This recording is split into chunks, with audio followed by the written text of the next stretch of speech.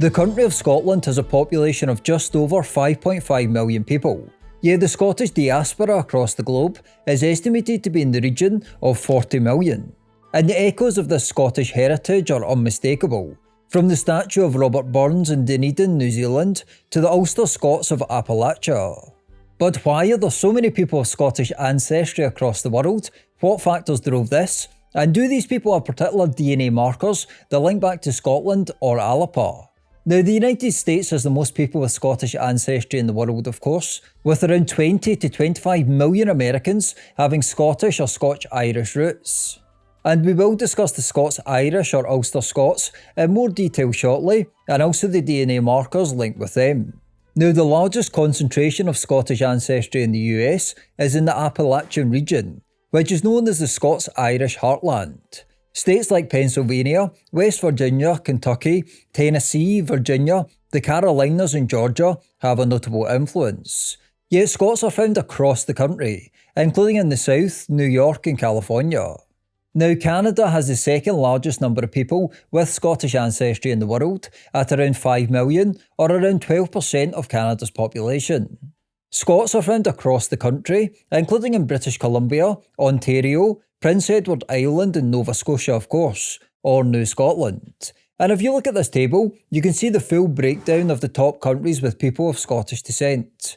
Australia and New Zealand are also pretty high, of course, and let me know in the comments below where you're watching this video from. England and Ireland are obvious ones as well, given their proximity, and we'll discuss some links with Ireland in more detail shortly. But there are more surprising ones as well, like Argentina, that often don't immediately spring to mind. Why is this though, you may be asking? Well, in the 19th century, many Scots migrated to Argentina to work in sheep farming, encouraged by the country's openness to European settlers and the strong trade links with Britain. But why are there so many people of Scottish ancestry across the world, and what is the DNA legacy of this? Well, Scots have been venturing abroad for centuries, long before mass immigration. A key event came at the start of the 17th century, however, in the form of the Ulster Plantation. Established by King James VI and first in 1609, the plantation was an organised colonisation of the north of Ireland to establish political and economic control. Now, most of the settlers came from the Scottish lowlands in northern England, and this was designed to achieve two key objectives. First was to weaken the wild border reiver clans that had roamed the Scottish-English border for centuries, and second was to increase the foothold of the Crown in Ireland. For context, it was only a few years before the plantation that the crowns of England, Scotland and Ireland were unified. This was through the accession of James VI of Scotland to the thrones of England and Ireland in 1603, where he became James I. Now, these Scots in Ireland often carried border reiver surnames like Armstrong, Graham, Kerr, Johnston and Elliot. And intermixing of Scottish and Irish peoples led to a distinctive cultural identity forming. The Ulster Scots, also referred to as the Scots-Irish or Scotch-Irish today. Yet life in Ireland wasn't what many people hoped for, between famine and religious discrimination.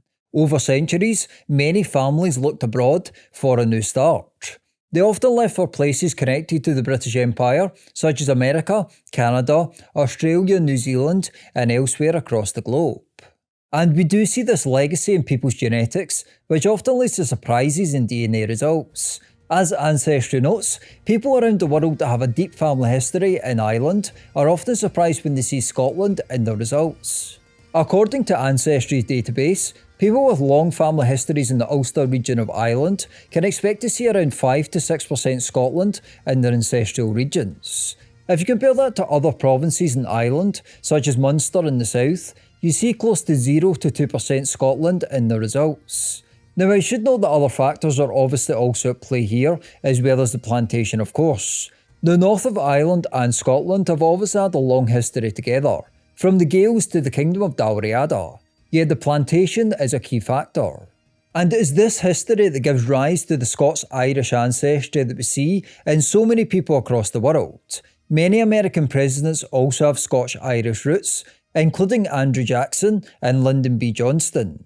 But how do you know if you've got Scotch-Irish roots, and what are some of the DNA markers in these people? Well, we start with the first point. How do you know if you're Scots-Irish to any degree? If there's any sort of family stories in your family history that connect back to Scotland or Ireland, that's obviously a key clue.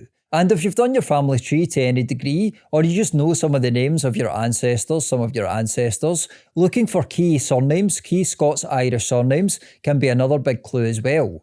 If you look at this table, this shows some of the most common Scots-Irish surnames that you find in people across the world with this ancestry, but there are many more.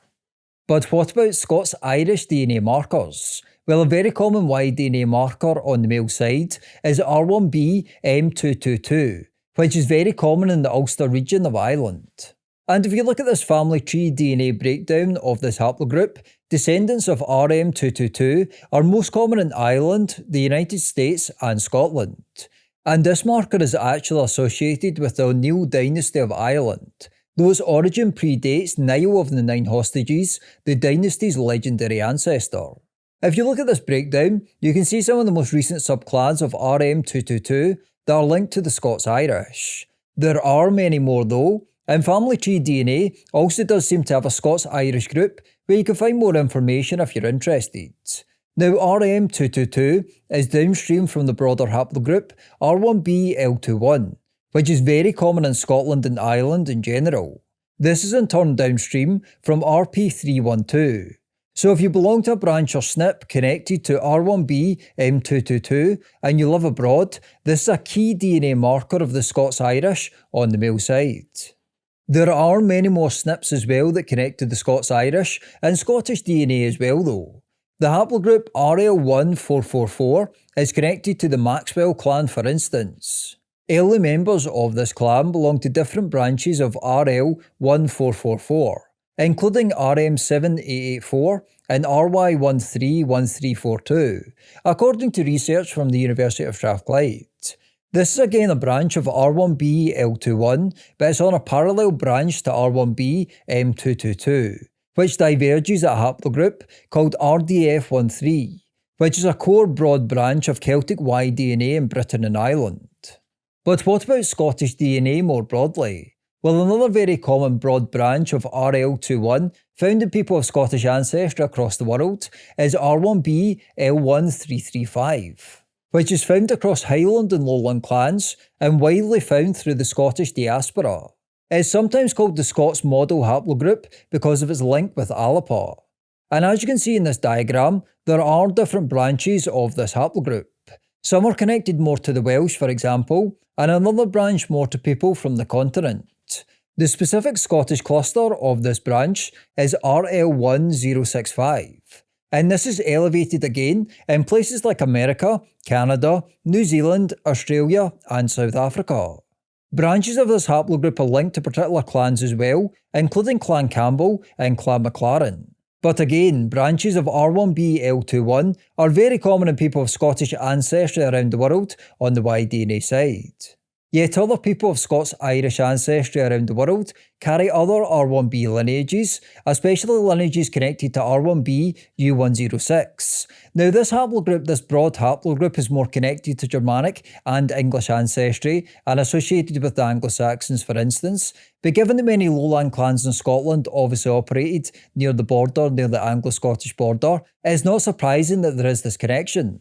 A lowland clan of Scotland that is somewhat connected to the Scots-Irish was Boyd, and we know that branches of R1b U106 is common in people with the surname Boyd. To be more specific, the Y-DNA SNP RFGC 12774 is found mainly in men with the surname Boyd, or later SNPs descended from this marker. Another lowland clan that we know some DNA info on is Lindsay. Although this isn't a very common surname in the Scots-Irish, we do see the name in some Ulster records. And we know that the Lindsay clan, the Lindsay family, actually tends to have quite a unique Y-DNA marker, part of the I2A haplogroup. This is a very old European marker that was common in Western hunter-gatherers. The University of Strathclyde has again done some research into this family, and although they note that their current research conclusions are provisional, it is highly likely that the SNP IFT11343 indicates a probable descent from the early Lindsay families resident in Scotland. And we again see this link with Scotland, Ireland and the US in the DNA breakdown from Family Tree. Now, I have made a 3-part series on the DNA of Scottish clans that is worth checking out as well for more info, and also a breakdown of clan surnames, the origin and meaning of clan surnames that you should check out if you haven't seen it. I should also note as well that there is variety in Scottish and Irish and Scots-Irish haplogroups in general, just like in Scotland and Ireland themselves. Although both are dominated by R1b, especially R1b L21, I1 is another haplogroup found at reasonable levels, for instance, which is actually linked to the Vikings in Scandinavia. Yet branches of R1b are the most common. But what about the maternal side, you may be asking?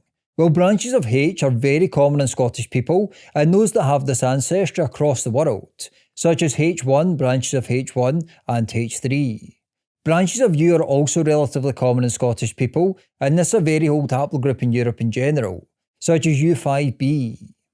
These markers do reflect European ancestry in general though. This is because mitochondrial haplogroups in general tend to have less specific branches that connect to countries as such, and therefore have less strong links to Scotland in particular than the Y-DNA sides. But a combination of some of these DNA markers and then stories about the Scots-Irish ancestors, or the surnames if you see surnames in your family history that relate to the Scots-Irish, this is obviously a strong indication of having Scots-Irish roots to some degree at least. Now, I would be fascinated to read what your family stories are, if you know them, and maybe some of the surnames in your family tree, if you know them as well, that potentially connect to the Scots-Irish. And if you know your DNA markers, please also let me know in the comments below if you're happy to share them, because it's also really interesting to see the relationships and the relationship to what we went through as far as the DNA markers as well. And it would be really cool if the comment section of this video became its own little anecdotal study in a sense, where everyone shares the kind of markers in their family stories. So please let me know in the comments below and where you're watching this from as well, and any sort of surnames or DNA markers that you're aware of. But obviously the Ulster plantation wasn't the only reason why there's so many people of Scottish ancestry across the world. So what are some other factors? Well, for a period, Scotland tried direct colonial pursuits. Nova Scotia is a famous one, of course, starting a long Canadian link. Another factor came a few decades later in the mid-1600s. This saw Oliver Cromwell's Commonwealth deport prisoners of war and political or religious dissidents to the Americas. And then in 1707, Scots gained more access to the British Empire after the Act of Union with England. They became prominent in colonial administration, trade and settlement, helping spread their ancestry across the world. The fur trade in Canada was dominated by Scots, and Highlanders settled parts of the American South. The failed Jacobite Rising of 1745 also spurred immigration, as supporters fled or were exiled. And this leads us nicely up to perhaps the most famous chapter of forced migration in Scottish history, the Highland Clearances, which occurred mostly in phases between 1750 and 1860. Traditional clan tenants were evicted by landlords who wanted to replace them with sheep farming, or at least this was the excuse. Breaking the strong bonds of the Scottish clan system was probably the real reason. Villages were burned and population scattered. Some 70,000 Highlanders were directly displaced, according to one estimate, and many left amid famine and poverty. Yet not all Scots left in duress over the centuries, as many simply emigrated for better opportunities and, let's face it, better weather. Further waves came because of the 1850s famine and the gold rushes, then the 1920s slump, and followed by the post-World War II programmes, such as Australia's £10 POM and Canada's boom. By the 1970s, mass migration slowed as Scotland's economy stabilised. But by then, the diaspora across the world was vast and deeply rooted, and many elements of Scottish culture and ancestry are still celebrated today across the world, from festivals to Highland Games. And there are Gaelic-speaking communities outside of Scotland, such as in parts of Canada, notably Nova Scotia. So the story of the Scottish diaspora is one of a small nation with a global reach. Driven by clearance, famine, poverty, war, and opportunity, Scots spread across the globe in vast numbers. Today, tens of millions of people have Scottish ancestry, and you can see this heritage in many areas, from place names to surnames. And this story is also told in people's DNA. Branches of R1b-L21 are found in elevated numbers in places with a large number of Scots, such as in the US, Canada, Australia and New Zealand. And R1b-M222 in particular speaks to connections to Ulster and the Scots-Irish, with branches of H also common on the maternal side as well. People obviously also have Scottish DNA in their ancestral regions if they do a DNA test as well. And physical traits, such as red hair, also reflect these links with Scotland. But speaking of Scotland, what is the origin and meaning of 13 popular clan surnames? Well, to find out, please click here. Thanks for watching, please subscribe and hit the bell, and let me know your thoughts in the comments below, and what your family's story is and where you're watching this from. But yeah, thanks again for watching, and I'll see you next time.